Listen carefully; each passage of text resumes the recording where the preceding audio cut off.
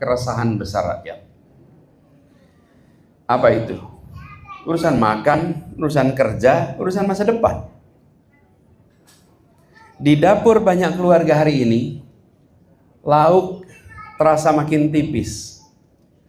Harga beras mahal. Lauk, transport, sekolah, biaya pendidikan, biaya kesehatan, semua terasa menekan.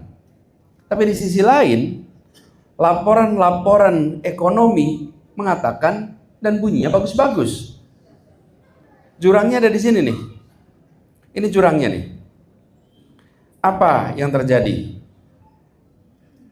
Angka di atas nampak tumbuh, tapi di bawah merasa was-was. Negara sudah saatnya kembali memihak dapur-dapur rumah tangga, bukan memihak mereka yang berada dalam kemegahan podium-podium yang ada di Republik. Di pasar dan di dunia usaha, ini semuanya bisa merasakan keluhannya mirip. Pembeli sepi, ongkos tinggi, izin dan pajak sering membingungkan. Sementara akses kepada permodalan tidak selalu mudah. Kalau kondisi ini dibiarkan, maka pasar rakyat yang jadi penyangga ekonomi daerah bisa pelan-pelan surut. Dan kondisi ini sekarang ini sudah terlihat. Lalu kita lihat di anak muda. Persoalan utama bagi anak muda apa? Lapangan kerja dan masa depan. Melamar berkali-kali, tak kunjung dapat panggilan untuk bekerja. Yang bekerja pun banyak yang upahnya pas-pasan. Pengangguran dilaporkan menurun, tapi sebenarnya banyak yang berpindah dari pekerjaan formal menjadi pekerjaan informal.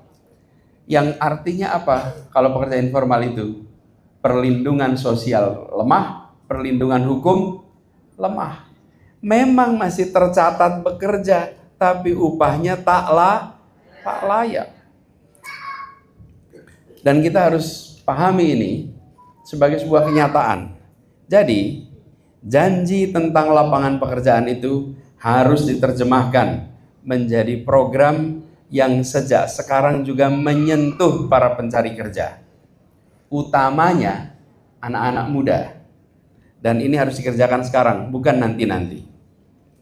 Lalu pertanyaannya, apa yang harus diprioritaskan sekarang?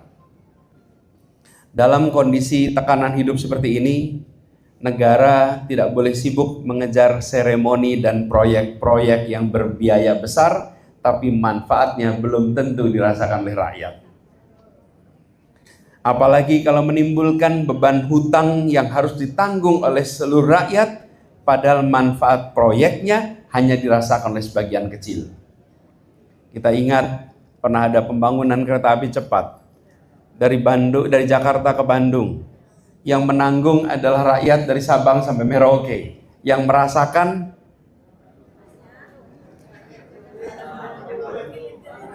inilah contohnya. Bagaimana ke depan kita harus lebih memastikan program-program yang dibiayai oleh rakyat dirasakan oleh rakyat.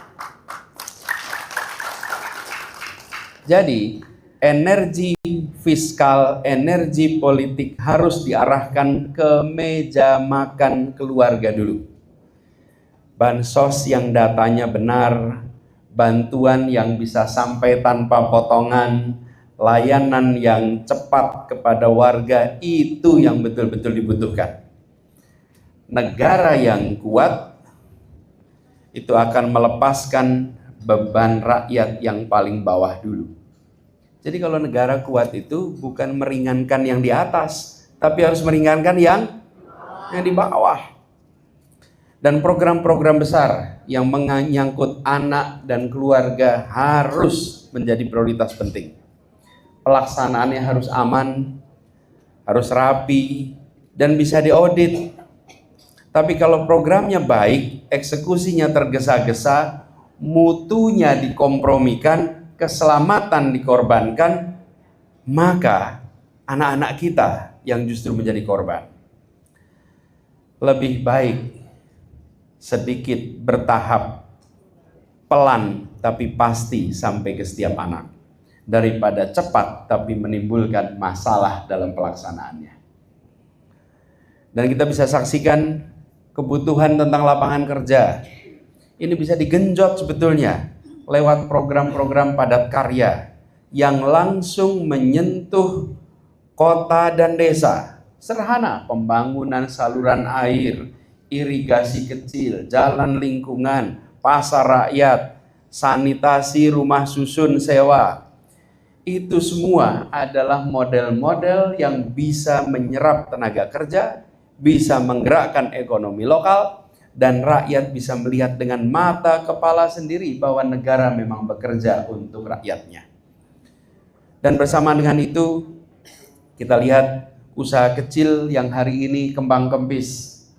Usaha kecil harus dibuat lebih mudah hidupnya. Apa misalnya? Izinnya sederhana, pajaknya ringan dan jelas, dan pembayaran proyek pemerintah yang tidak molor. Kasihan usaha-usaha yang bekerja untuk pemerintah, bayarannya tak kunjung datang, tagihan tak pernah direspon. Ditambah lagi kita perlu bantuan modal langsung kepada semua usaha.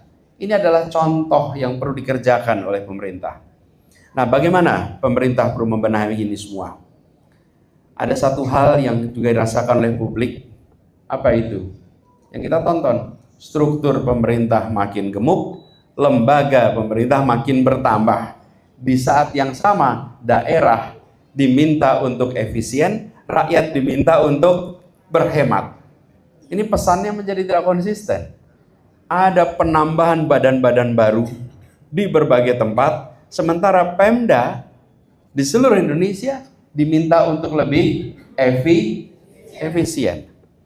Nah, ini yang kemudian menimbulkan pesan yang bercampur.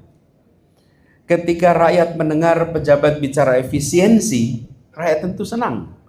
Tapi ketika melihat lembaga dan fasilitas mereka justru bertambah, rakyat jadi bingung. Sebenarnya yang mana pesannya ini? Yang efisien seperti dikatakan atau yang dikerjakan? Itu sebagai contoh. Ini harus dimulai dengan konsistensi. Bila tidak, kepercayaan akan turun. Ibu sekalian, kita semua sadar, teladan tentang berhemat tidak bisa dimulai dari bawah. Teladan harus dimulai dari yang paling atas. Ada pula kebiasaan yang bikin rakyat sering lelah. Apa itu? Kebijakan diwacanakan, dilempar dulu, jadi ramai, bikin pasar dan dunia usaha bingung, baru kemudian ditarik kembali, dikoreksi. Pola viral dulu, cabut kemudian, sering terjadi seperti ini. Ini tidak sehat untuk kredibilitas kebijakan. Ini tidak sehat untuk iklim politik.